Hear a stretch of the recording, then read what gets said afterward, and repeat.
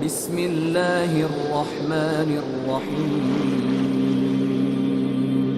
شروع اللہ کا نام لے کر جو بڑا مہربان نہایت رحم والا ہے۔ الف لام را، یہ ایک پر نور کتاب ہے، اس کو ہم نے تم پر اس لیے نازل کیا ہے کہ تم لوگوں کو اندھیروں سے نکال کر روشنی کی طرف لے جاؤ، یعنی ان کے پروردگار کے حکم سے عزت والے خوبیوں والے مالک کے راستے کی طرف، یعنی اس اللہ کے راستے کی طرف کہ جو کچھ آسمانوں اور زمین میں ہے سب اسی کا ہے، اور ان کافروں کے لیے عذاب شدید کی وجہ سے تباہی اور بربادی مقدر ہے، جو آخرت کے مقابلے میں دنیاوی زندگی کو پسند کرتے اور لوگوں کو اللہ کے راستے سے روکتے اور اس میں کجی چاہتے ہیں۔ یہ لوگ بڑے دور کی گمراہی میں ہیں، اور ہم نے کوئی پیغمبر نہیں بھیجا مگر وہ اپنی قوم کی زبان بولتا تھا تاکہ انہیں احکام الہی کھول کھول کر بتا دے۔ پھر اللہ جسے چاہتا ہے گمراہ رہنے دیتا ہے اور جسے چاہتا ہے ہدایت دیتا ہے، اور وہ غالب ہے، حکمت والا ہے۔ اور ہم نے موسیٰ کو اپنی نشانیاں دے کر بھیجا کہ اپنی قوم کو تاریکیوں سے نکال کر روشنی میں لے جاؤ اور ان کو اللہ کے دن یاد دلاؤ، اور اس میں ان لوگوں کے لیے جو صابر و شاکر ہیں نشانیاں ہیں۔ اور جب موسیٰ نے اپنی قوم سے کہا کہ اللہ نے جو تم پر مہربانیاں کی ہیں ان کو یاد کرو، جبکہ اس نے تم کو فرعون کی قوم سے رہائی بخشی، وہ لوگ تمہیں برے برے عذاب دیتے تھے اور تمہارے بیٹوں کو مار ڈالتے تھے اور تمہاری لڑکیوں کو زندہ رہنے دیتے تھے، اور اس میں تمہارے پروردگار کی طرف سے بڑی آزمائش تھی۔ اور جب تمہارے پروردگار نے تم کو آگاہ کیا کہ اگر شکر کرو گے تو میں تمہیں زیادہ دوں گا، اور اگر ناشکری کرو گے تو یاد رکھو کہ میرا عذاب بھی سخت ہے۔ اور موسیٰ نے صاف صاف کہہ دیا کہ اگر تم اور جتنے اور لوگ زمین میں ہیں سب کے سب ناشکری کرو تو بھی اللہ بے نیاز ہے، قابل تعریف ہے۔ بھلا تم کو ان لوگوں کے حالات کی خبر نہیں پہنچی جو تم سے پہلے تھے، یعنی نوح اور عاد اور سمود کی قوم اور جو ان کے بعد تھے، جن کا علم اللہ کے سوا کسی کو نہیں۔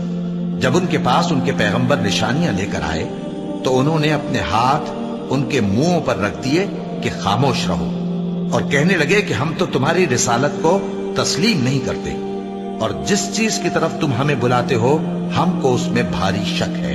ان کے پیغمبروں نے کہا، کیا تم کو اللہ کے بارے میں شک ہے جو آسمانوں اور زمین کا پیدا کرنے والا ہے؟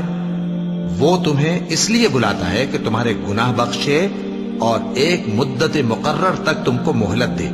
وہ بولے کہ تم تو ہمارے ہی جیسے آدمی ہو، تمہارا یہ منشا ہے کہ جن چیزوں کو ہمارے بڑے پوجتے رہے ہیں ان کے پوجنے سے تم ہمیں روک دو، تو اچھا کوئی کھلی دلیل لاؤ، یعنی معجزہ دکھاؤ۔ پیغمبروں نے ان سے کہا کہ ہاں ہم تمہارے ہی جیسے آدمی ہیں، لیکن اللہ اپنے بندوں میں سے جس پر چاہتا ہے نبوت کا احسان کرتا ہے، اور ہمارے اختیار کی بات نہیں کہ ہم اللہ کے حکم کے بغیر تم کو تمہاری فرمائش کے مطابق معجزہ دکھائیں، اور اللہ ہی پر مومنوں کو تو بھروسہ رکھنا چاہیے۔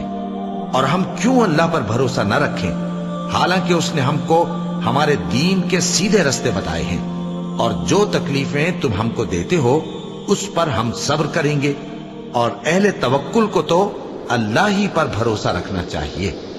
اور جو کافر تھے انہوں نے اپنے پیغمبروں سے کہا کہ یا تو ہم تم کو اپنے ملک سے باہر نکال دیں گے یا تم ہمارے مذہب میں واپس آ جاؤ۔ بس ان کے پروردگار نے ان کی طرف وحی بھیجی کہ ہم ظالموں کو ہلاک کر دیں گے اور ان کے بعد تم کو اس زمین میں آباد کر دیں گے۔ یہ اس شخص کے لیے ہے جو قیامت کے روز میرے سامنے کھڑے ہونے سے ڈرے اور میرے عذاب سے خوف کرے۔ اور پیغمبروں نے اللہ سے فتح چاہی اور ہر سرکش ضدی نامراد رہ گیا۔ اس کے پیچھے دوزخ ہے اور اسے پیپ والا پانی پلایا جائے گا، وہ اس کو گھونٹ گھونٹ کر کے پیے گا اور گلے سے نہیں اتار سکے گا، اور ہر طرف سے اسے موت آ رہی ہوگی مگر وہ مرنے میں نہیں آئے گا، اور اس کے بعد سخت عذاب ہوگا۔ جن لوگوں نے اپنے پروردگار سے کفر کیا ان کے اعمال کی مثال راکھ کی سی ہے کہ آندھی کے دن اس پر زور کی ہوا چلے جو اسے اڑا لے جائے۔ اسی طرح جو کام وہ کرتے رہے ان پر ان کو کچھ قابو نہ ہوگا۔ یہی تو پرلے سرے کی گمراہی ہے۔ کیا تم نے نہیں دیکھا کہ اللہ نے آسمانوں اور زمین کو تدبیر سے پیدا کیا ہے؟ اگر وہ چاہے تو تم کو نابود کر دے اور تمہاری جگہ نئی مخلوق پیدا کر دے، اور یہ اللہ کو کچھ بھی مشکل نہیں۔ اور قیامت کے دن سب لوگ اللہ کے سامنے کھڑے ہوں گے تو غریب پیروکار بڑے بن بیٹھنے والوں سے کہیں گے کہ ہم تو تمہارے پیرو تھے، کیا تم اللہ کا کچھ عذاب ہم پر سے دفع کر سکتے ہو؟ وہ کہیں گے کہ اگر اللہ ہم کو ہدایت کرتا تو ہم تم کو ہدایت کرتے۔ اب ہم گھبراہٹ ظاہر کریں یا صبر کریں، ہمارے حق میں برابر ہے، کوئی جگہ رہائی کی ہمارے لیے نہیں ہے۔ اور جب حساب کتاب کا کام فیصل ہو چکے گا تو شیطان کہے گا جو وعدہ اللہ نے تم سے کیا تھا وہ تو سچا تھا، اور جو وعدہ میں نے تم سے کیا تھا وہ جھوٹا تھا، اور میرا تم پر کسی طرح کا زور نہیں تھا۔ ہاں، میں نے تم کو گمراہی اور باطل کی طرف بلایا تو تم نے جلدی سے اور بے دلیل میرا کہنا مان لیا۔ تو آج مجھے ملامت نہ کرو، اپنے آپ ہی کو ملامت کرو۔ نہ میں تمہاری فریاد رسی کر سکتا ہوں اور نہ تم میری فریاد رسی کر سکتے ہو۔ میں اس بات سے انکار کرتا ہوں کہ تم پہلے مجھے شریک بناتے تھے۔ بے شک جو ظالم ہیں ان کے لیے درد دینے والا عذاب ہے۔ اور جو ایمان لائے اور عمل نیک کرتے رہے وہ بہشتوں میں داخل کیے جائیں گے جن کے نیچے نہریں بہہ رہی ہیں۔ اپنے پروردگار کے حکم سے وہ ہمیشہ ان میں رہیں گے، وہاں وہ ہر ملاقات پر ایک دوسرے کو سلام کہیں گے۔ کیا تم نے نہیں دیکھا کہ اللہ نے کلمہ طیبہ کی کیسی مثال بیان فرمائی ہے؟ وہ ایسی ہے جیسے پاکیزہ درخت جس کی جڑ مضبوط ہو اور شاخیں آسمان میں پھیلی ہوں۔ وہ اپنے پروردگار کے حکم سے ہر موقع پر پھل لاتا ہو، اور اللہ لوگوں کے لیے مثالیں بیان فرماتا ہے تاکہ وہ نصیحت حاصل کریں۔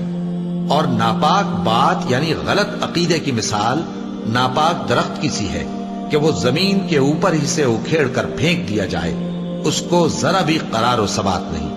اللہ مومنوں کے دلوں کو صحیح اور پکی بات سے دنیا کی زندگی میں بھی مضبوط رکھتا ہے اور آخرت میں بھی رکھے گا۔ اور اللہ بے انصافوں کو گمراہ کر دیتا ہے، اور اللہ جو چاہتا ہے کرتا ہے۔ کیا تم نے ان لوگوں کو نہیں دیکھا جنہوں نے اللہ کے احسان کو ناشکری سے بدل دیا اور اپنی قوم کو تباہی کے گھر میں لا اتارا، یعنی دوزخ میں، کہ سب ناشکرے اس میں داخل ہوں گے اور وہ برا ٹھکانہ ہے۔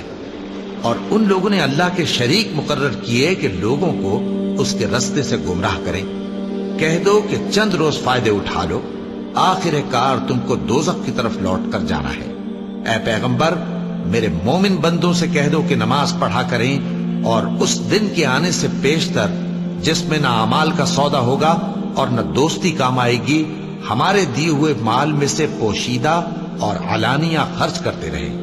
اللہ ہی تو ہے جس نے آسمانوں اور زمین کو پیدا کیا اور آسمان سے مے برسایا، پھر اس سے تمہارے کھانے کے لیے پھل پیدا کیے، اور کشتیوں اور جہازوں کو تمہارے زیر فرمان کیا تاکہ وہ سمندر میں اس کے حکم سے چلے، اور نہروں کو بھی تمہارے زیر فرمان کیا، اور سورج اور چاند کو تمہارے لیے کام میں لگا دیا کہ دونوں دن رات ایک ڈگر پر چل رہے ہیں، اور رات اور دن کو بھی تمہاری خاطر کام میں لگا دیا، اور جو کچھ تم نے مانگا سب میں سے تم کو عنایت کیا۔